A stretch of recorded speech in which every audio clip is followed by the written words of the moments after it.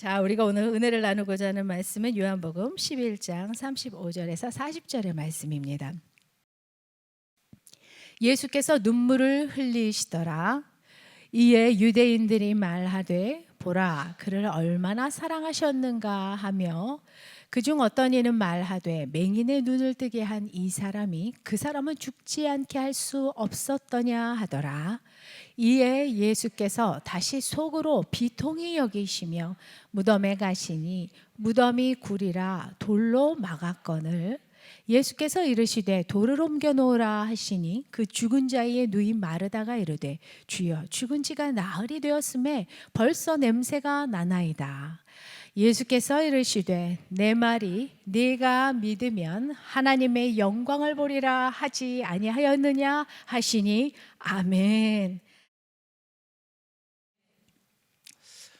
우리가 이 땅에 살면서 경험하고 싶지 않지만 경험할 수밖에 없는, 맞이하고 싶지 않지만 맞이할 수밖에 없는 것이 있으니 그거는 바로 고통, 고난이 아닐까 합니다. 이것은 믿는 자들은 뿐만 아니라 믿음이 깊은 자도 피해갈 수는 없는 것 같습니다. 오늘 주제는 바로 이 말씀은 여기서부터 시작되는데요. 우리가 고통을 피할 수 없다면, 맞이할 수밖에 없다면 우리는 이 고통을 어떻게 해석해야 할까? 우리는 이 고통의 시간 동안 어떻게 나가야 될까? 오늘은 이거에 대해서 함께 깊이 나눠보고자 합니다. 오늘의 말씀에 등장하는 두 여인도 이런 고통을 맞이했습니다.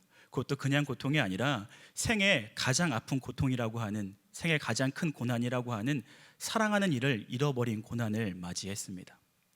유명한 기독교 저자 C.S. 루이스는 자신의 사랑하는 가족을 잃었을 때, 자신의 아내를 가족을 잃었을 때 이렇게 자신의 감정을 표현합니다. 오래전 친구가 죽었을 때 나는 상당 기간 그가 계속 살아있다고 선명하게 확신하였다.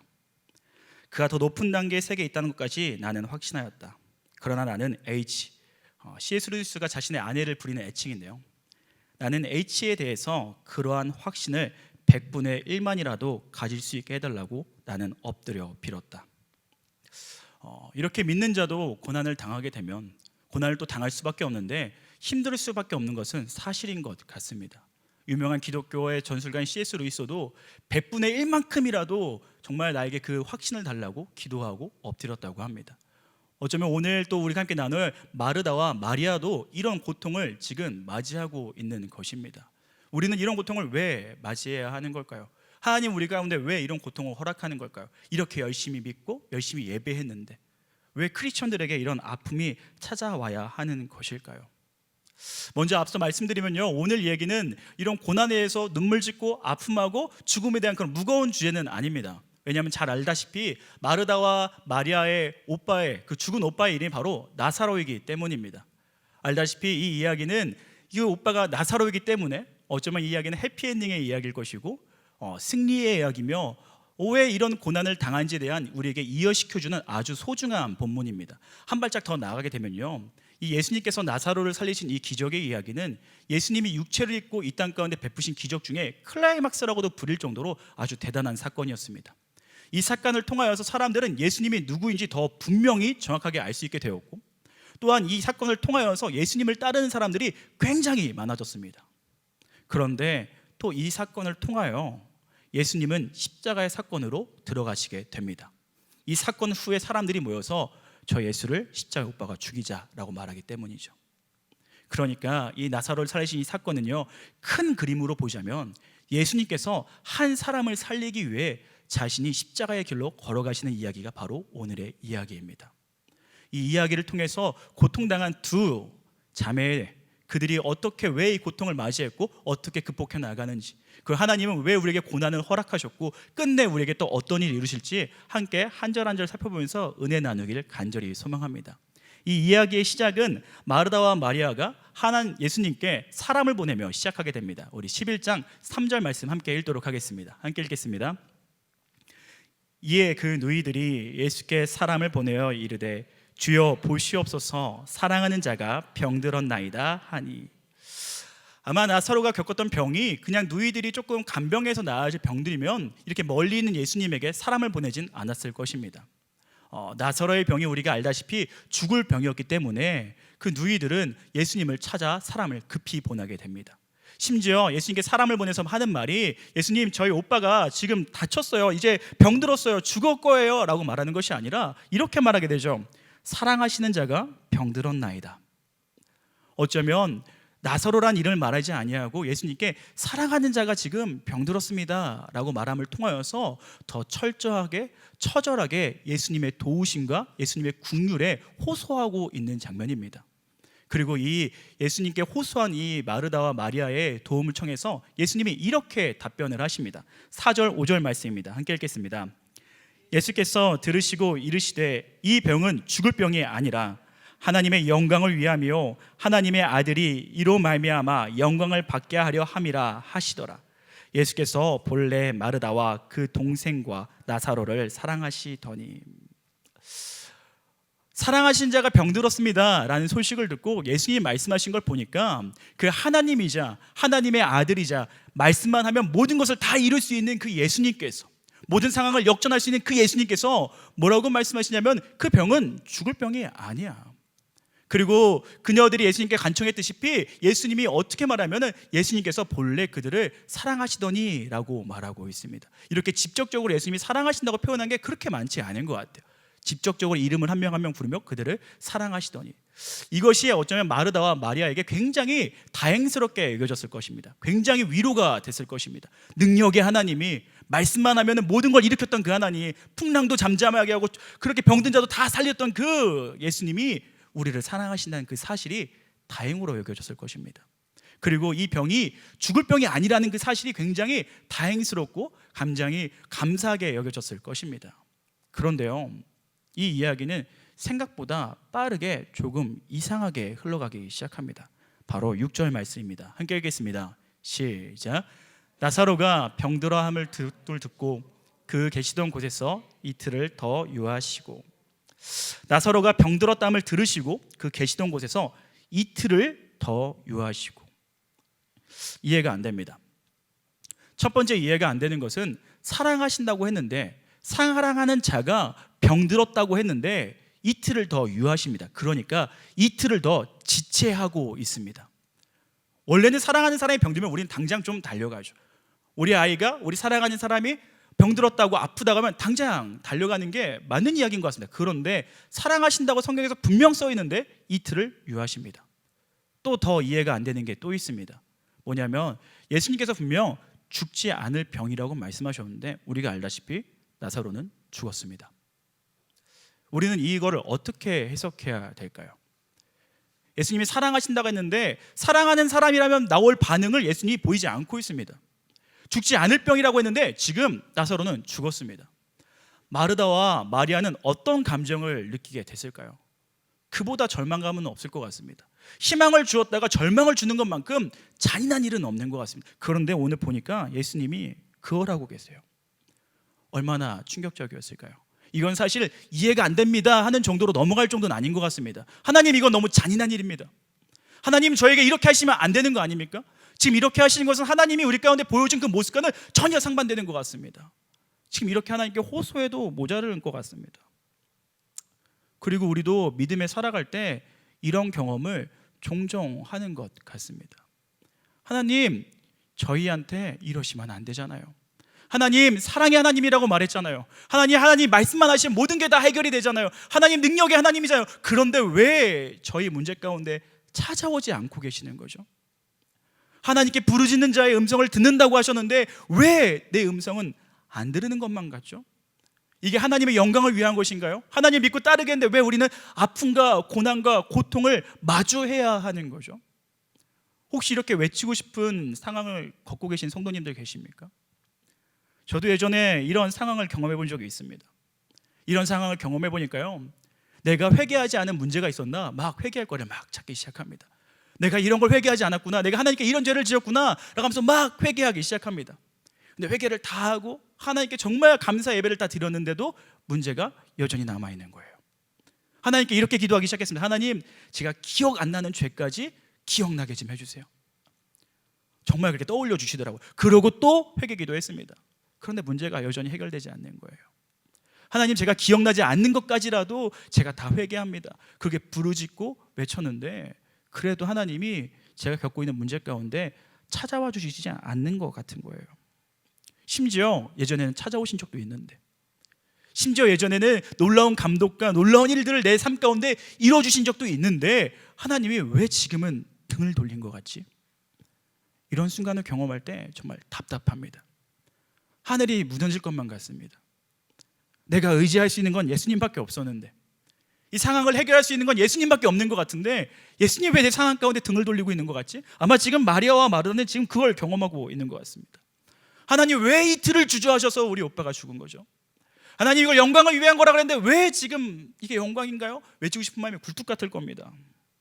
더구나요, 말씀을 더 깊게 보게 되면요, 이 하나님의 이틀이라는 시간은요 완전한 절망을 나타내고 있는 시간입니다. 우리가 후에 좀 살펴보면 알겠지만 예수님이 나사로의 장지에 갔을 때 사람들이 이제 예수님에게 이렇게 말합니다. 죽은 지 나흘이나 되었다고요. 그러니까 예수님이 이틀을 유하셨으니까 예수님이 지금 나사로가 병들었다는 소식을 들은 그날 나사로가 죽은 게 되겠죠. 예수님이 그걸 모르셨을까요?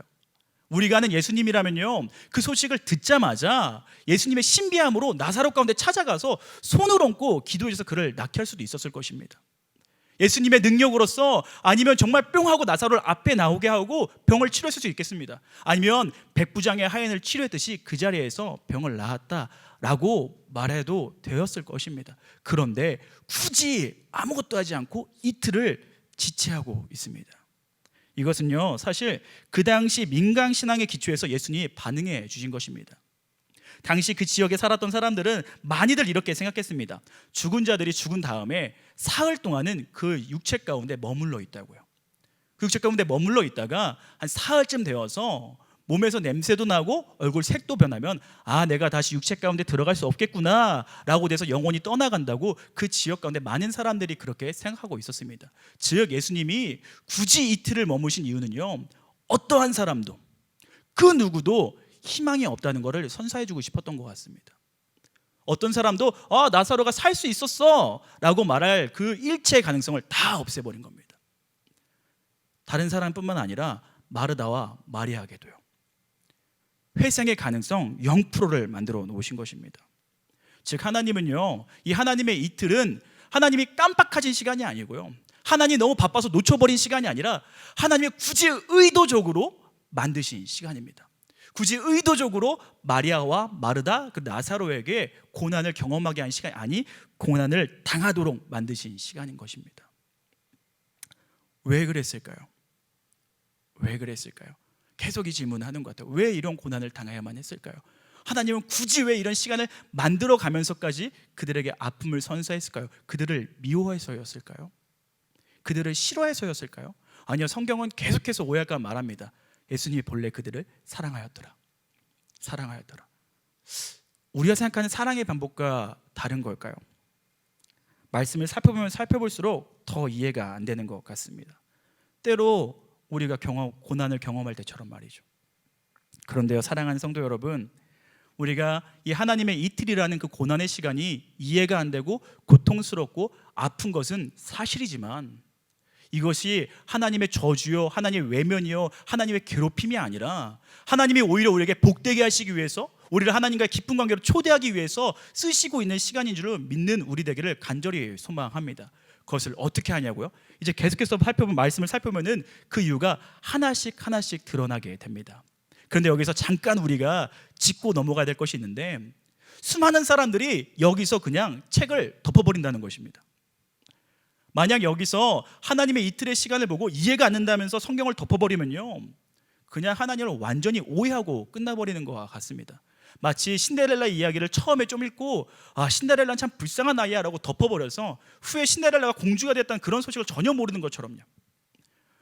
축구 게임을 TV로 시청하다가 우리 팀이 처음에 너무 못해 라고 생각해서 TV를 꺼버려서 많은 사람들이 역전의 골을 봤는데 혼자 못 보고 슬퍼함에 잠겨있는 것 같이 우리가 이 상황 가운데 그냥 성경책을 덮어버리면요, 하나님을 오해하고 끝나버리는 겁니다. 이게 무슨 이야기일까요? 우리 인생에도 마찬가지입니다.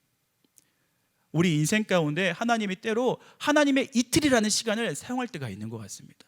이해되지 아니하고 하나님이 잔인하게 느껴지고 하나님이 마치 이렇게 표현하면 죄송스러운 표현이지만 게으르게 느껴지시고 나를 외면하는 것만 같고 이 이틀의 시간이 얼마나 길지도 모르는 그런 완전한 절망감으로 우리를 몰아넣으실 때도 있는 것 같습니다. 그런데 이때요, 나 진짜 더 이상 하나님 이제 못 믿겠어.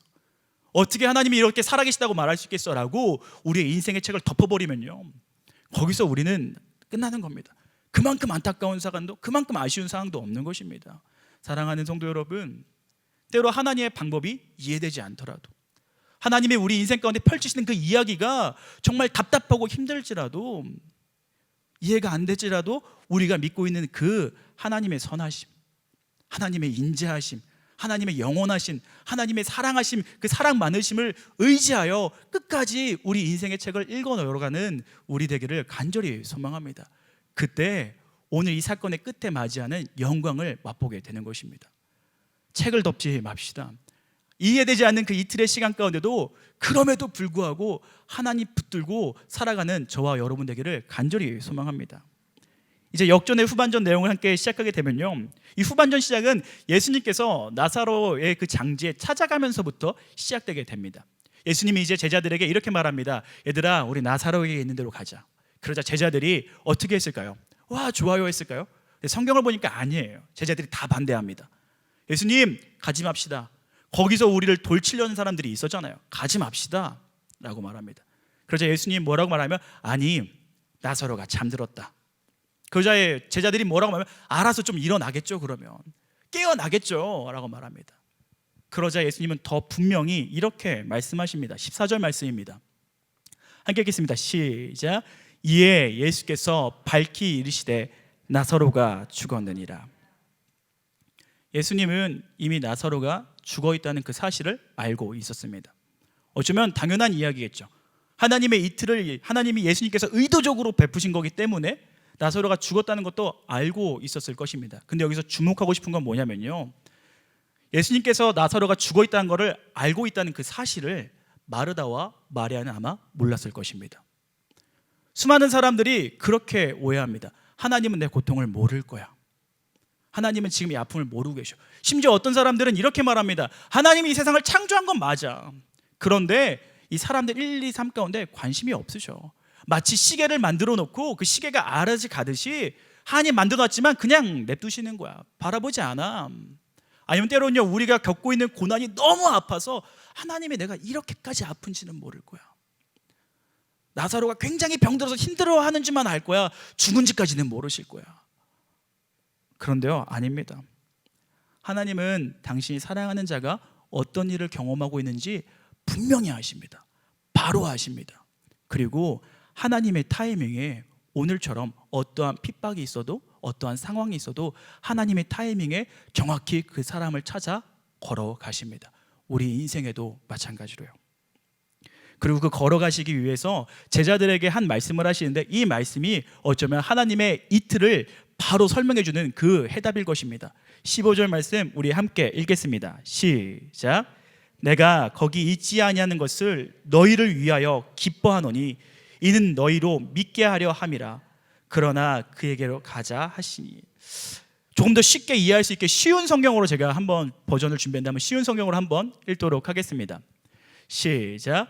너희를 위해서는 내가 거기에 있지 않았던 것이 기쁘다.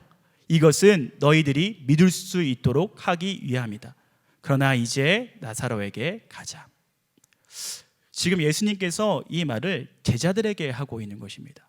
그 예수님께서 이 말을 지금 여기 함께 예배드리는 저와 여러분 가운데 하고 있는 것입니다. 근데 조금 이상하죠. 예수님 뭐라고 말하죠? 믿게 하기 위함에 내가 이 일을 벌인 거야. 내가 너희를 믿게 할 수 있도록 이 하나님의 이틀이라는 시간을 사용해서 내가 굳이 거기 가지 않고 있었던 거야. 내가 그것이 기뻐. 왜? 너희들에게 믿음을 주기 위해서. 제자들은요, 이미 헌신해서 예수님을 믿고 따르는 이들입니다. 그 저와 여러분은 예수님을 믿기 때문에 오늘 이 귀한 시간 가운데 여기 앉아 있는 것입니다. 그런데 예수님은요, 그 제자들에게, 저와 여러분에게 뭐라고 말하면, 너희들의 믿음을 위해서 내가 그 이틀을 사용한 거야. 이게 어떻게 이해해야 될까요? 예수님은요, 우리의 믿음을 더하시기 위해서 하나님의 이틀을 굳이 사용하신 겁니다.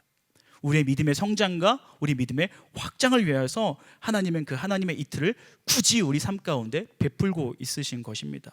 이는요, 계속되는 이야기를 통해 더 쉽게 알 수 있습니다. 예수님이 나사로의 무덤에 가고 있다는 소식을 마르다가 듣게 됩니다. 그러자 마르다는요, 마르다 성격처럼 바로 튀어나갑니다. 저는 이 마르다를 보면 저희 어머니가 많이 생각납니다. 굉장한 자매인 것, 굉장한 여성인 것 같습니다. 마르다 성경에서 보면은 마르다의 성격이 나오죠. 굉장히 부지런하고 굉장히 활동적이고 생각나면 말해야 됩니다. 마리아가 막 놀고 있으니까 바로 예수님에게 찾아가서 말하죠. 마리아, 일 좀 시키세요. 이거 보면 저희 어머니가 좀 생각나는 것 같아요. 굉장히 활동적이고 제가 일 안 하고 있는 걸 보지 못하시고 나는 뒤끝이 없다면서 앞에서 다 말씀하시는 우리 어머니 모습이 좀 생각나는 것 같아요. 마르다가요, 그와 같이 달려갑니다. 활동적이니까요. 달려가고요. 그리고 정말 생각에 있는 거를 바로 말하기 시작합니다. 뭐라고 말하는지 우리 함께 읽어보도록 하겠습니다. 21절 말씀입니다. 읽겠습니다. 시작. 마르다가 예수께 여짜오되 주께서 여기 계셨더라면 내 오라버니가 죽지 아니하였겠나이다. 굉장히 직설적이죠. 굉장히 솔직합니다. 예수님이 계셨다면요, 저 오빠 안 죽었을 거예요. 굉장히 자신의 슬픔을 직접적으로 예수님께 표현합니다.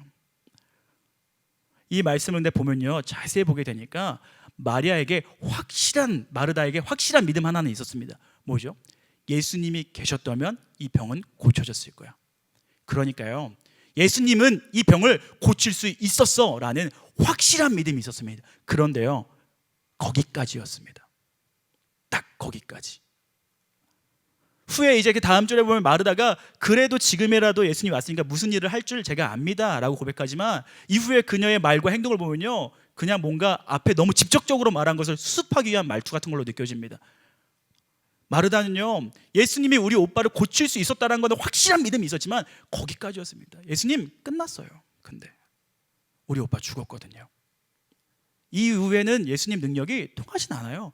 여기까지입니다. 여기까지요. 심지어 예수님은요, 직접적으로 이렇게까지 말하고 있습니다. 23절 말씀입니다. 시작. 내 오라비가 다시 살아나리라. 분명하게 말씀하십니다. 지금 당한 문제를 확실하게 말씀하십니다. 그런데 마르다가 어떻게 반응하냐면요, 이렇게 반응합니다. 24절 말씀입니다. 함께 읽겠습니다. 시작. 마르다가 이르되 마지막 날 부활 때에는 다시 살아날 줄을 내가 아나이다. 이게 무슨 말이죠? 이 말씀을 보면요, 마르다에게 또 확실한 믿음이 하나 있습니다. 부활에 대한 소망이 확실하게 있죠. 죽으면요 다시 살아날 거 제가 압니다라는 확실한 믿음이 있습니다. 그런데 지금 이 고백을 통해서 뭘 볼 수 있는 거죠? 예수님 있었으면 저희 오빠 안 죽었을 거예요. 살아날 거야. 알아요. 부활 때 살아나시겠죠. 지금 마르다가 뭘 하고 있는 거죠? 예수님 능력을 제한하고 있습니다. 끝났어요. 예수님 여기까지였어요. 여기까지. 이후에는 아무것도 못해요. 이건 마르다가 예수님을 무시해서 하는 말이 아닐 겁니다. 이건 마르다가 예수님을 얕잡아봐서 하는 말이 아닐 겁니다. 오빠가 죽은 거에 대한 그 억울한 감정이 예수님께 호소하는 게 아닐 겁니다. 이건 그냥 마르다의 작은 믿음의 틀의 한계일 것입니다. 이 이상의 하나님의 일을 기대하지 못하고 있는 거예요. 상황이 끝나버렸으니까. 하나님은 여기까지라고 하나님을 더 기대하지 못하고 자신의 좁은 믿음 틀 안에서 하나님이 이제 앞으로 이 삶 가운데 이루고 싶어하는 그 역사를 상상조차 못하고 있는 것입니다. 사랑하는 성도 여러분, 하나님은 이것 때문에 우리 가운데 하나님의 이 틀을 사용하신 줄로 믿으시기를 간절히 소망합니다. 참 애석하게도 우리의 믿음이 언제 성장하나요? 기쁘고 행복하고 모든 일이 만사형통될 때 우리 믿음이 성장하진 않는 것 같습니다. 오히려 아프고 고난이 찾아오고 힘들 때 정말 예수님밖에 없다라고 외칠 때 우리는 그때 온 믿음이 성장하는 것 같아요.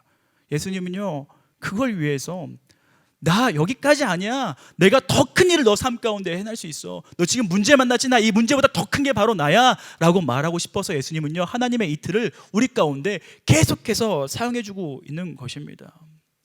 예수님의 끝없이 이 싸움은요, 옛날부터 계속됐습니다. 옛날에 이스라엘 백성이 출애굽이라면 위대한 사건을 경험했습니다. 그 강대한 애굽에서 나오고 광야에서 예수님이 계속해서 그들을 인도하시고 먹이시고 불기둥과 구름기둥과 만나로서 그들에게 계속 놀라운 역사를 보여줬습니다. 그런데 그들이 가나안 앞에서 뭐라고 고백하죠? 우린 메뚜기입니다. 이 고백은 무엇일까요? 여기까지예요. 하나님의 능력은 여기까지입니다. 광야까지입니다. 저 가나안에는 못 가요. 저기는 안악자손이 있으니까. 저기에선 하나님이 무슨 힘을 할 수가 없습니다. 여기까지입니다. 하나님을 굉장히 제한하고 있는 거죠. 그저 광야의 하나님, 작은 믿음 틀에서 하나님을 볼 뿐입니다. 그리고 사단은요, 계속해서 이런 작은 틀에서 하나님만 보게 합니다. 왜냐하면요, 우리 믿음의 크기가 예수님의 능력의 크기이기 때문입니다. 저에게도 이런 유혹은 계속 옵니다. 사단이 저에게 이렇게 속삭이는 것 같아요. 야, 너 설교는 뉴젠까지야. 얼마나 두려운지 모르겠어요. 거기까지야. 제가 하나님께 얼마나 두려운지 모르겠어요.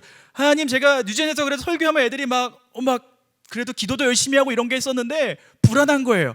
성인들한테는 소용이 없어. 거기까지야. 혹시 이런 경험을 하고 계신 성도님들 계신가요? 여기까지야. 하나님은 여기까지야. 우리 부부 문제는 하나님이 해결해 줄 수 있어. 그런데 우리 아이한테는 안 돼.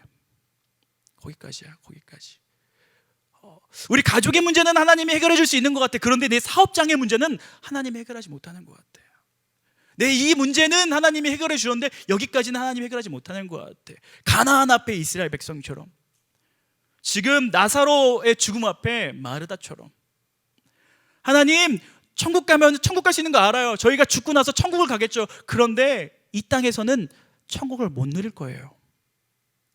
우리도 모르게 우리는 이런 작은 믿음 틈 안에서 살아가고 있진 않나요? 사랑하는 성도 여러분, 오늘 말씀을 의지하여 선포하는 것은 하나님은요, 그걸 보고 계실 수 없는 겁니다. 나 그렇게 작은 하나님 아니야. 내가 너가 상상했던 것보다 더 놀라운 일을 보여줄게. 너가 기대했던 것보다 더 놀라운 기대를 해줄게. 하나님은요, 그걸 위해서 오늘 우리 가운데 하나님의 이틀을, 우리의 작은 믿음을 깨기 위해 그 하나님의 이틀을, 알 수 없는 고난을 우리에게 허락하신 줄로 믿는 우리 되길 간절히 소망합니다. 그걸 위해서 하나님이요, 오히려 우리보다 더 수고하고 계십니다. 저는 최근에 잠을 자지 못하는 밤을 보낸 적이 있습니다. 그것은 제가 제 아들을 처음으로 떼찌하던 날이었습니다. 제 아들이 이제 어린이집에 막 들어가게 됐습니다. 어린이집에서 한 일주일 정도 있고 그 어린이집 선생님부터 전화를 받았습니다. 어린이 선생님 집이 이렇게 말하는 겁니다. 아버님, 네, 우빈이가 매일같이 애들을 다 때리고 다녀요. 저는 굉장히 놀랐습니다. 저희 어린이집에서 어떤 아이도 떼찌라는 말을 쓰지 않았는데 우빈이가 계속 떼찌 하면서 애들을 다 때리고 다녀요. 굉장히 마음이 어려웠어요. 순간 드는 마음이, 내가 목사한 걸 저 선생님이 알까라는 부끄럼도 들 정도로 많은 생각이 들었습니다. 그리고 생각했습니다. 아이에게 이게 잘못된 거를 알려줘야겠구나. 그렇게 참 고민하는 밤에 침대에 누웠는데 아들이 저를 씩 보고 이렇게 하는 겁니다. 아빠, 떼찌 하면서 제 얼굴 확 때리는 겁니다. 저는 그 아들이 저보고 놀자는 표현인 걸 알았어요. 왜냐하면 이전에 자주 그렇게 받아줬거든요. 자주 그렇게 놀아줬거든요. 아들이 떼찌 하면서 저를 때리면 때리지 마 말하면서 막 같이 막 놀고 막 뒹굴렀거든요. 그런데 그게 문제가 됐던 거죠. 그래서 그날은 마음을 굳게 먹었습니다. 이건 안 되는 거라고. 그래서 딱 벌떡 앉아서 아들한테 말했습니다. 우빈아, 떼찌는 안 되는 거야. 그래서 저희 아들이 어떻게 했을까요? 바로 떼찌 하면서 제 뺨을 때렸습니다. 그러면서 막 웃는 거예요. 안 되겠다 싶어서 이번엔 저도 똑같이 아들한테 떼찌 하면서 때렸습니다. 그래서 아들이 표정이 굳었어요. 이런 반응이 아니었는데 아들이 저를 또 때렸습니다. 그래서 저도 또 때렸습니다.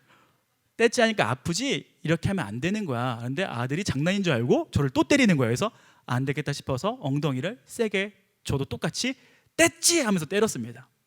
아들이 막 우는 거예요. 아들이 막 울어서 엄마한테 찾아가서 엄마, 아빠가 나 떼찌 했어 하면서 계속 말하는 거예요. 그리고 이 이야기는 지금도 말하고 있습니다. 할아버지 찾아가도 할아버지, 아빠가 나 떼찌 했어. 모르는 누나를 봐도 누나, 아빠가 나 떼찌 했어. 우리 아들에겐 그게 굉장히 충격적인 일이었죠. 그날 밤 아들은 계속 울다가 지쳐 잠들었습니다. 저는 못 잤습니다. 아들은 자는데 못 자겠는 거예요. 잠이 안 오는 거예요. 좀 더 지혜롭게 할 수는 없었을까? 아이에게 트라우마로 남을까? 상처가 될까? 괜찮을까? 애 엉덩이는 어떻지? 그 엉덩이 살펴보고 잠이 안 오는 거예요. 아내도 그냥 좀 자라고 하는데 잠이 안 오는 거예요. 사랑하는 성도 여러분, 근데 만약 제가 내 마음이 불편할 걸 알아서 아이를 훈육하지 않았다면요, 그건 아이를 위한 것이 아니었을 거예요. 그 아이는 계속해서 때리는 아이로 자랐을 거고, 그게 괜찮은지 알다가 오히려 그 후에 더 아픔을 경험했을지도 모르겠습니다. 그래서 저는요, 지혜로운 방법인지 모르겠지만 가르치기 위해서 아이에게 고통을, 고난을 조금 줬습니다. 그런데 마음이 너무 어려운 거예요. 마음이 너무 어려워요. 여기 지금 표정이 그 정도 같고라고 표정을 많이 보시는 것 같긴 한데, 처음이어서 그런지 너무 어려웠습니다. 그런데요, 이 부족한, 이 육체적으로 부족한 아빠도 이런 거에 마음이 어려우신데, 참 우리 아버지 되신 하나님은 우리에게 고난을 주고 어떠실까요? 하나님은 편안하실까요? 하나님은 상관하지 않으실까요? 35절 말씀을 함께 읽어보겠습니다. 함께 읽겠습니다. 시작. 예수께서 눈물을 흘리시더라. 이 장면은 예수님이 나사로 무덤 앞에서 행하신 행동입니다. 그러니까요, 하나님이 굳이 하나님의 이틀을 사용하셔서 고난을 주시고, 그 고난을 주셔서 그 고난 당하여서 슬퍼하고 아파 있는 그 가족 가운데 찾아가서 하신 행동이 바로 이겁니다. 예수님께서 눈물을 흘리시더라. 이 원어를 더 깊게 보면요, 그냥 눈물 흘린 게 아니라 왈칵 눈물을 쏟아내더라라는 거와 더 흡사합니다. 예수님은요, 우리 가운데 고난을 주시고 가만히 편하게 있는 분이 아니십니다. 오히려 우리의 고난의 현장에 와서 우리보다 더 많이 눈물을 흘리시고요, 우리보다 마음을 더 어려워하시고요, 그렇게 함께 우리랑 계속 있는 겁니다. 그러나 그럼에도 본인 마음도 그렇게 어려우시면서도 우리 가운데 고난을 허락하시는 겁니다. 왜? 더 복된 걸 누리게 하기 위해서. 왜? 우리를 더 많은 곳으로, 더 유익한 곳으로 인도하기 위해서. 예수님은 그것 때문에 우리께 떼찌하시고 잠 못 이루시는 겁니다. 계속 우리 보고 함께 우시는 겁니다. 누가 하나님을 잔인한 하나님이라 말할 수 있을까요? 누가 하나님을 악한 하나님이라고 말할 수 있을까요? 예수님은요, 우리 고난 가운데 찾아와서 우리보다 더 눈물 흘리는 하나님인 줄 우리가 잊지 않는 우리 되기를 간절히 소망합니다. 그리고 예수님은요, 이걸 또 보게 되니까 마르다에게 또 우리에게 가르쳐주고 싶었던 신앙의 모습이 있었던 것 같습니다. 바로 22절, 24절 말씀 한번 띄워주시겠습니까? 이게 마르다의 고백인데요, 마르다가 뭐라고 말하냐면요, 이제라도 무엇을 할 줄 아나이다. 24절에서 뭐라고 말하죠? 다시 살아날 줄 아나이다. 마르다는요, 제가 알아요. 저 알아요. 저 잘 알아요. 예수님 어떤 분인지 잘 알아요. 그런데 잘 안다 말하는 마르다에게 예수님은요, 이렇게 말씀하십니다. 25절 26절 말씀 함께 읽겠습니다. 시작. 예수께서 이르시되 나는 부활이요 생명이니 나를 믿는 자는 죽어도 살겠고 무릇 살아서 나를 믿는 자는 영원히 죽지 아니하리니 이것을 내가 믿느냐. 예수님은요, 이것을 내가 아느냐라고 물어보지 않습니다. 더 이상 마르다에게 내가 이것을 믿느냐.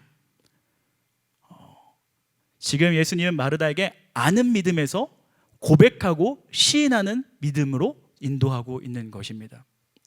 저는 목회자 아들로 태어났기 때문에 굉장히 하나님을 잘 아는 사람으로 열심히 자라왔습니다. 근데 아는 것과 고백하는 건 전혀 다른 문제였던 것 같아요. 예를 들어서 저 교회에서 같이 다니던, 저는 목사님 아들이었고 그 교회 같이 다니던 제 또래 아이들이 저한테 와서 이렇게 물어보는 겁니다. 형, 예수님이 진짜 살아있어요? 라고 물어보는 겁니다. 제가 뭐라고 대답했을까요? 목회자 아들로서 살아있어 라고 대답했어야 되는데 전 그러지 못했습니다. 그런 고백이 안 나오는 거예요. 너 설교 안 듣고 뭐하니? 설교 때 문제 있네? 이러고 넘어가는 겁니다. 고백을 못 하겠는 거예요. 제 안에 그런 믿음이 없으니까. 어쩌면 하나님은요, 그걸 오늘 우리 가운데 건들고 계신지도 모르겠어요. 믿니? 지금 이 시간 그 동생들이 다시 자기가 찾아와서 형, 정말 예수님이 살아있어요? 묻는다면요, 아마 저는 이렇게 고백할 거예요. 예수님은 살아있어. 그리고 27절처럼 이렇게 고백할 겁니다. 함께 고백해 주시겠습니까? 함께 읽겠습니다. 시작. 이르되 주여 그러하오이다. 주는 그리스도시요 세상에 오시는 하나님의 아들이신 줄을 내가 믿나이다. 그녀의 믿음이 이제 안다에서 믿나이다로 바뀌었습니다. 그런데요, 오늘 이야기의 끝은 여기서 끝나는 게 아닙니다. 아는 믿음에서 고백의 믿음, 그리고 삶으로 이어지는 믿음을 하나님은 원하고 계십니다. 우리 계속해서 살펴보겠습니다. 아직 마르다에게 돌 온기가 남았는데요, 예수님이 이제 무덤에 가셔서 나사로 무덤 앞에서 우시며 이렇게 말씀하십니다. 함께 읽겠습니다. 시작. 이에 예수께서 다시 속으로 비통히 여기시며 무덤에 가시니 무덤이 굴이라 돌로 막았거늘 예수께서 이르시되 돌을 옮겨 놓으라 하시니 그 죽은 누이 마르다가 이르되 주여 죽은 지가 나흘이 되었음에 벌써 냄새가 나나이다. 우리가 잘 알다시피 유대인의 무덤은 굴로 막아놓습니다. 팔아놓고 돌로 막아놓는 돌입니다. 예수님이요 그 앞에 가서 말씀하십니다. 돌을 옮겨 놓으라. 그런데 그걸 누가 막고 있죠? 예수님이 이제 이 인생 가운데 놀라운 일을 행하려고 하십니다. 나사로를 살리려고 열심히 이제 눈물을 흘리시면서 이제 네 고통 끝났어, 내가 더 놀라운 믿음의 확증을 일으킬 거야 라고 말하면서 이제 돌을 옮겨 놓으라고 하는데 그걸 누가 막고 있죠? 방금 100점짜리 고백을 한 마르다입니다. 마르다가 아까 고백한 주는 그리스도시요 세상에 오신 하나님의 아들이시 내가 믿습니다, 이 고백은 성경에서 베드로와 마르다 이외에 아무도 하지 않았습니다. 굉장한 고백입니다. 놀라운 100점짜리 고백입니다. 그런데 그 100점짜리 고백을 하고 마르다가 말하는 건 주님 죽은 지 나흘이나 돼서 냄새가 납니다. 고백과 삶이 전혀 일치하지 않습니다. 믿습니다, 압니다, 하나님이 놀라운 거, 하나님이 위대하신 거 다 합니다, 하나님은 모든 할 수 있는 거 다 합니다. 그런데 이 돌은 못 옮기겠습니다. 혹시 저와 여러분의 신앙의 모습은 아닌가요? 여전히 하나님을 기대하지 못합니다. 여전히 자신의 생각의 틀에서, 자신의 그 틀에서 하나님이 하실 일을 제한하고 있는 것입니다. 그 제한하고 있는 마르다에게 예수님이 이렇게 말씀하십니다. 40절 말씀입니다. 시작. 예수께서 이르시되 내 말이 내가 믿으면 하나님의 영광을 보리라 하지 아니하였느냐 하시니. 저는 예수님을 무척 따뜻하게 보는데 이 장면만큼은 예수님이 굉장히 단호했을 것 같습니다. 너 내가 말하지 않았니? 다 믿으면 영광을 볼 거야. 돌 옮겨놔, 돌 옮겨놔, 돌 옮겨놔. 마르다는 계속 말합니다. 아니요, 죽은 지 날이나 됐어요. 예수님 왜 우리 가족한테 창피를 더 주시려고 그러죠? 왜 우리 오빠를 더 욕되게 하려고 그러는 거죠? 왜 우리를 더 부끄럽게 하려고 그러는 거죠? 이건 끝난 문제예요. 사실 장례식장 가가지고 관문을 열으라는 거 그 유가족 앞에 할 말은 아닌 것 같아요. 우리가 겨우겨우 눌러놓고 덮어놓은 상처를 다시 열라는 거, 그거 하지 말아야 될 말인 것 같습니다. 내가 이제야 겨우겨우 마음 추스린 거 오픈하라는 거, 그 하나님이어도 하면 안 되는 말인 것 같습니다. 가망이 없는 거, 내가 감추고 싶은 것은 감추면 더 감추게 하셔야지, 더 안 보이게 하셔야지, 더 덮어놓게 하셔야지. 근데 예수님 말하면요, 옮겨놓으라는 거예요. 보이게 하라는 거예요. 그때 영광을 볼 거라. 하지 말아야 될 말씀입니다. 관문 열으라는 거, 상처 열어놓으라는 거 하지 말아야 될 말 맞습니다. 그런데 누가 지금 하시고 계시죠? 예수님이 하고 계십니다. 죽은 이도 살리는 이, 어떠한 상처도 회복하시는 이, 어떠한 상황도 역전할 수 있는 이, 가망 없던 것을 다시 가망 있게 새 생명을 넣는 이, 그 예수님께서 오늘도 우리 가운데 말씀하고 계신 줄로 믿습니다. 돌을 옮겨라. 알았니? 고백했니? 찬양했니? 이제 돌을 옮겨라. 그런데요, 예수님은요 이 돌을 옮겨주진 않으세요. 돌은요 마르다와 마리아가 옮겨야 됩니다. 예수님은요 너무 친절하셔서 우리의 문을 부수고 들어오시는 분이 아니세요. 끝없이 그냥 두드리는 겁니다. 열어라. 열기만 해. 열기만 해. 내가 일할게. 너는 돌을 굴려, 내가 나사로 살릴게. 너는 돌을 굴려, 내가 새 일을 행할게. 너는 돌을 옮기기만 해, 내가 역사할게. 때로 우리가 자식을 보며, 우리 사업을 보며, 때로 우리 가족들을 보며, 때로 우리 순원을 보며 가망 없다고 생각한 적이 있습니까? 거기에선 하나님이 일하지 못할 거라고 생각한 적이 있습니까? 그런데 예수님이 오늘 우리 가운데 말씀하시는 것은 옮겨놓아, 내가 일할게. 자식의 방문을 열고 기도해, 내가 들어갈게. 남편의 손을 잡고 기도해, 내가 일어날게. 그 순원에게 전화 한 번 해, 내가 일할게. 너의 상처 열어, 내가 회복할게. 사랑하는 성도 여러분, 주님 말씀하실 때 여는 우리 되기를 간절히 소망합니다. 굉장히 우려되는 것은 우리가 문을 잠깐 열었다 빨리 닫는 거예요. 하나님이 일하실 동안 열어놓읍시다. 하나님이 열으라 했을 때 열으면 역사가 생길 줄로 믿습니다. 언제가 될지 모르겠습니다. 하지만 분명히 생길 것입니다. 분명히 일어날 것입니다. 나사로야 나오라 하시니 나사로가 나와서 먹고 마십니다. 죽은 이가 살아났습니다. 우리가 상상하지 못했던 그 일이 우리 가운데 이루어질 줄로 믿습니다. 사랑하는 여러분, 엽시다. 열면 되는 겁니다. 말씀하시면 그냥 하면 되는 겁니다. 저는 믿음을 설명할 때 가장 많이 설명한 것 중에 하나가 바로 노아입니다. 하나님이 노아에게 이렇게 말씀하십니다. 노아야, 방주를 만들어. 들어본 적도 없고 본 적도 없는 방주를, 본 적도 없는 홍수가 내린다고 만들라고 하십니다. 노아가 어떻게 했죠? 그냥 도끼 들고 나무 하나 캐는 겁니다. 나무 하나 쓰러뜨리면 방주 하나 짓는 거 전혀 티도 안 나요. 돌문 조금 열어서, 아니에요. 돌문을 활짝 밀어야 됩니다. 조금 열어서 안 되는 것 같아요. 조금 더 열었더니 안 되는 것 같아요. 나무 하나 베고 2개 베고 3개 뱄더니 방주 만들기엔 턱없이 부족한 것 같아요. 그런데도 하나님이 만들라고 했으니 노아는 만들었습니다. 어쩌면 오늘도 마리아와 마르다도 돌문을 옮겨놓으려 했을 때, 조금 옮겨놨을 때 거기서 악취가 나지 않았을까요? 사람들의 수군거림이 들리지 않았을까요? 그런데 마르다와 마리아가 끝까지 돌문을 옮겨놓으니 예수님이 말씀하십니다. 나사로야 나와라. 오늘 설교 결론을 한번 맺어보려 합니다. 사랑하는 성도 여러분, 하나님을 얼마나 알고 계십니까? 우리가 하나님을 알 때 하나님이 내게 이런 일을 하는 것이 이해가 안 될 때가 있습니다. 근데 하나님은요, 아는 게 아니라 고백해봐, 나를 믿어봐.